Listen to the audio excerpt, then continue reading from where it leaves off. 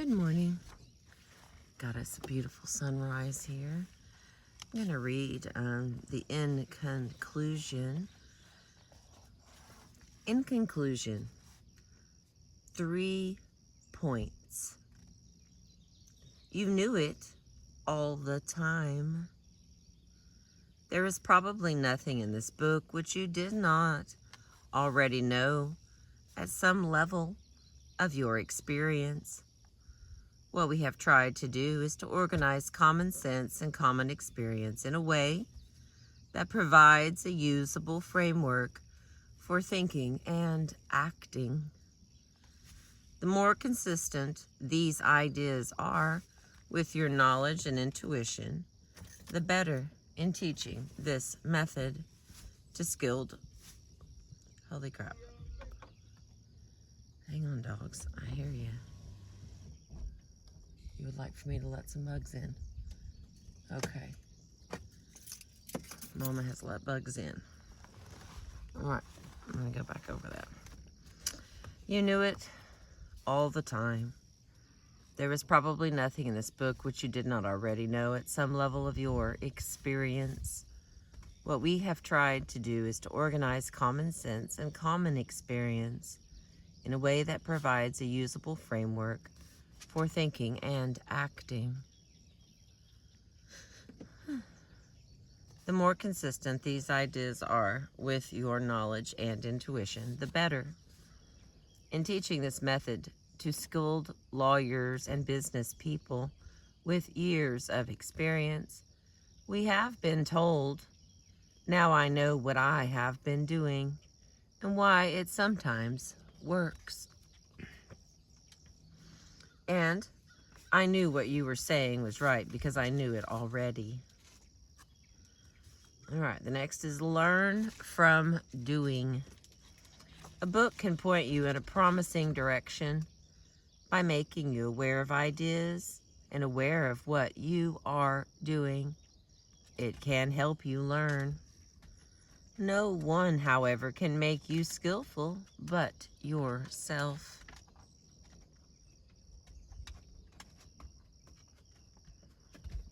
Reading the pamphlet on the Royal Canadian Air Force exercises will not make you physically fit. Studying books on tennis, swimming, riding a bicycle, or riding a horse will not make you an expert. Negotiation is no different. Winning. In 1964, an American father and his 12-year-old son were enjoying a beautiful Saturday in Hyde Park, London, playing catch with a frisbee. Few in England, excuse me, few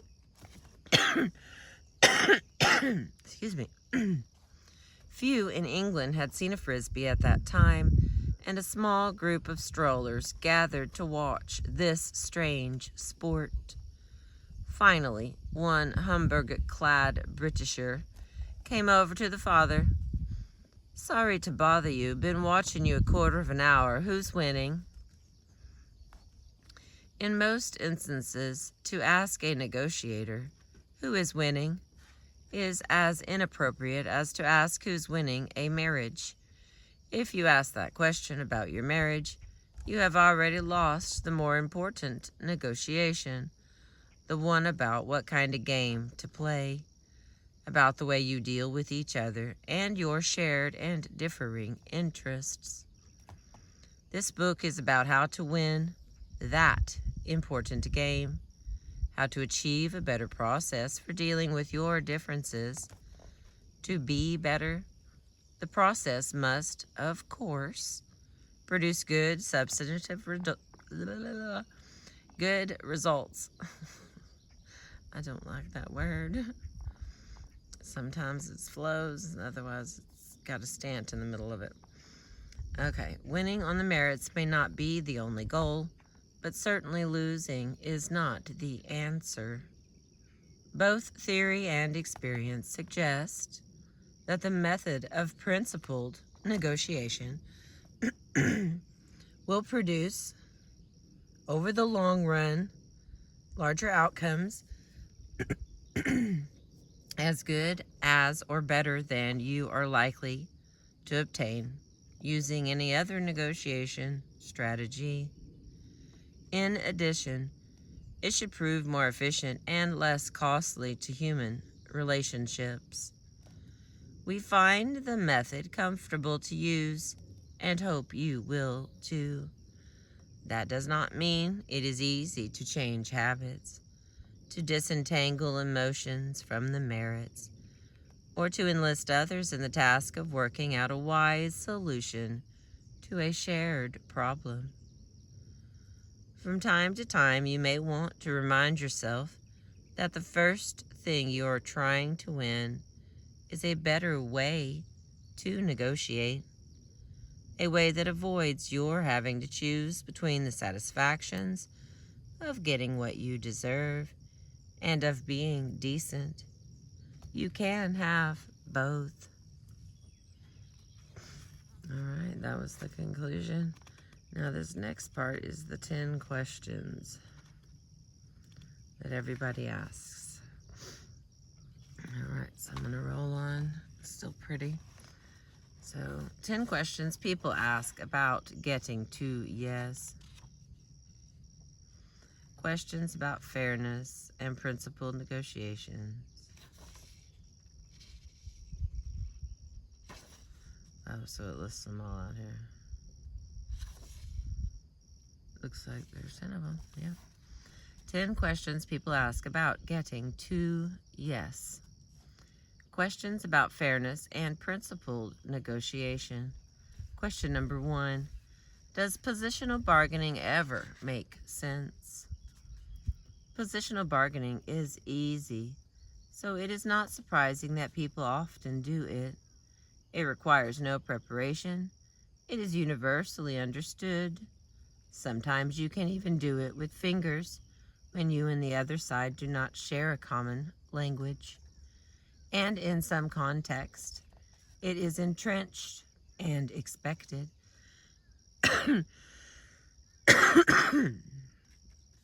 Excuse me.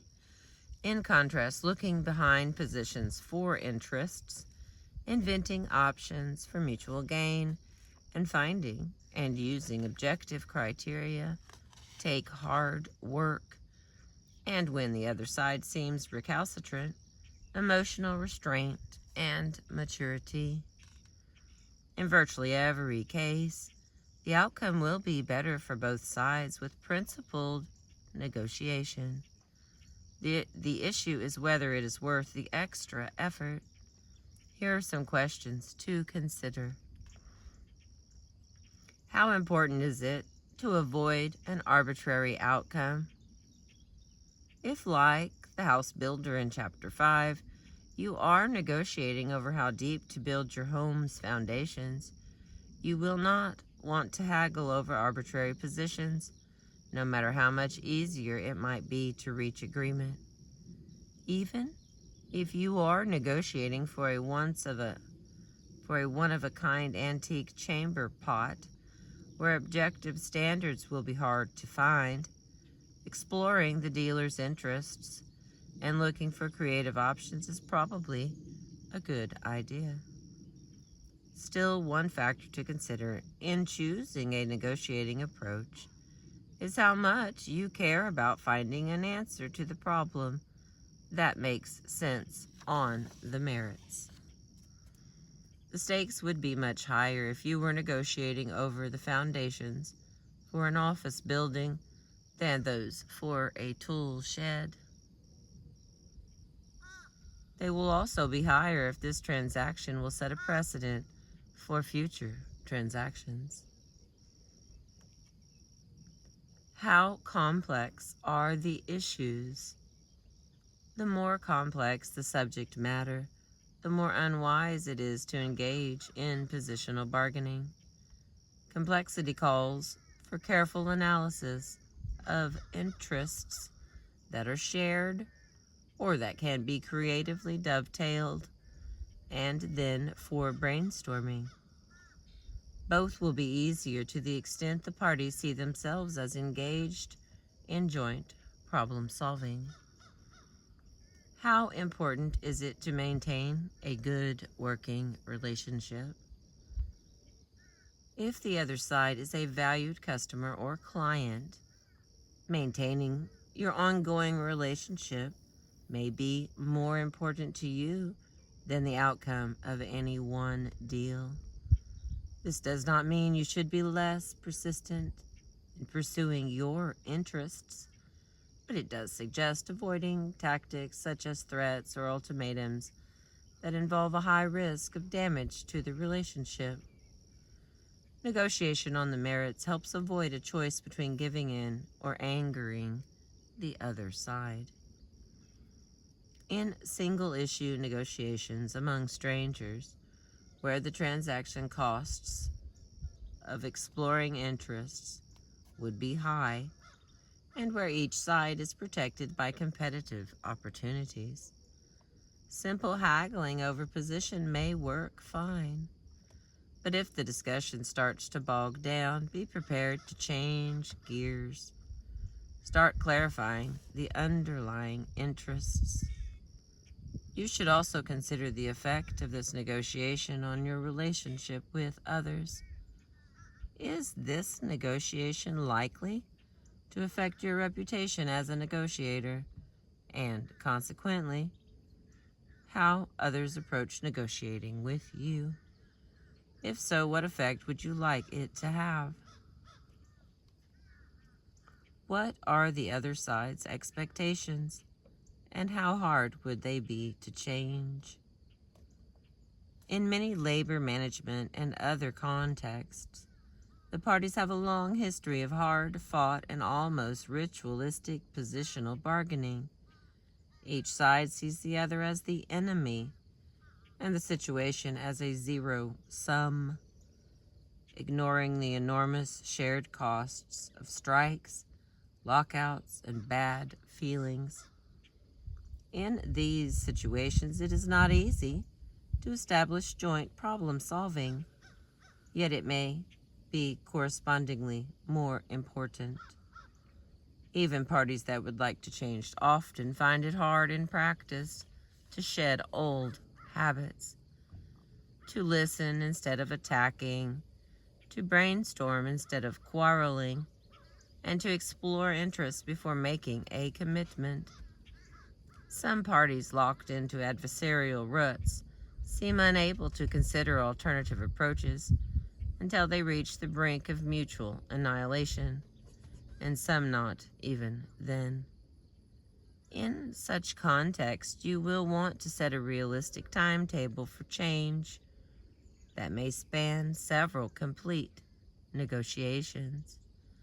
It took General Motors and the United Auto Workers 4 contracts to change the fundamental structure of their negotiations, and there remain constituents on each side who are not yet comfortable with the new regime. That's how the sentence was written. Okay, where are you in the negotiation? Bargaining over positions tends to inhibit looking for joint gains. In many negotiations, the parties end up with outcomes that leave a lot of gold on the table. Bargaining over positions does the least harm if it comes after you have identified each other's interests, invented options for mutual gain, and discussed relevant standards of fairness. All right, question number 2. What if the other side believes in a different standard of fairness? In most negotiations, there will be no one right or fairest answer. People will advance different standards by which to judge what is fair. Yet, using external standards improves the haggling in 3 ways. An outcome informed even by conflicts. An outcome informed even by conflicting standards of fairness and community practice is likely to be wiser than an arbitrary result.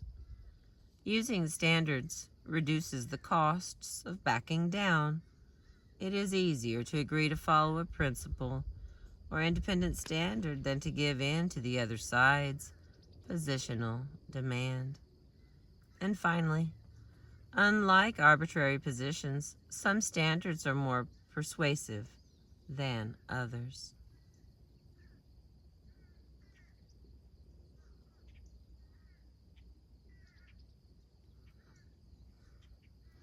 In a negotiation between a young lawyer and a Wall Street law firm over salary, for example, it would be absurd for the hiring partner to say, I don't suppose you think you are any smarter than I am, so we'll offer you the same salary I made when I started out 40 years ago, $4,000. The young lawyer would point out the impact of inflation over the intervening years and suggest using current salaries. If the partner proposed using the current salaries for young lawyers in Dayton or Des Moines, the young lawyer would point out that the average salary for young lawyers is similarly prestigious. Similarly prestigious Manhattan firms was a more appropriate standard. Usually one standard will be more persuasive than another, to the extent that it is more directly on point, more widely accepted, and more immediately relevant in terms of time, place, and circumstance. Agreement on the best standard is not necessary.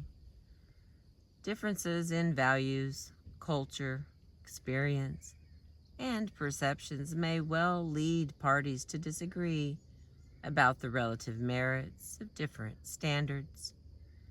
If it were necessary to agree on which standard was best, settling a negotiation might not be possible. But agreement on criteria is not necessary. Criteria are just one tool that may help the parties find an agreement better for both than no agreement.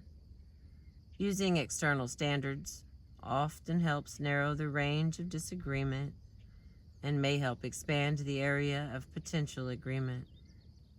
When standards have been refined to the point that it is difficult to argue persuasively, then that one standard is more applicable than another. The parties can explore trade-offs or resort to fair procedures to settle the remaining differences. They can flip a coin, use an arbitrator,